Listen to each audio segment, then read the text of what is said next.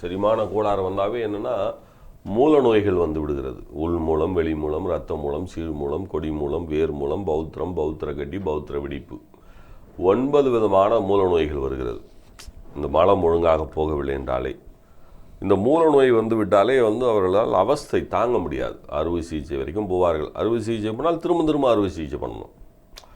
இது வந்து காரம் சாப்பிட்றது குறைச்சிருங்க. ஆமாம், காரம் சாப்பிட்றது, புளிப்பு சாப்பிட்றது, உப்பு சாப்பிட்றது 3த்தையும் கொஞ்சம் குறைச்சிங்கனாலே மூலத்தை சரி பண்ணலாம். எண்ணெய் தேய்ச்சி குளிங்க. அல்மா சித்த மருத்துவத்தில் மூலக்கோடார தைலம்னு ஒன்று இருக்குது.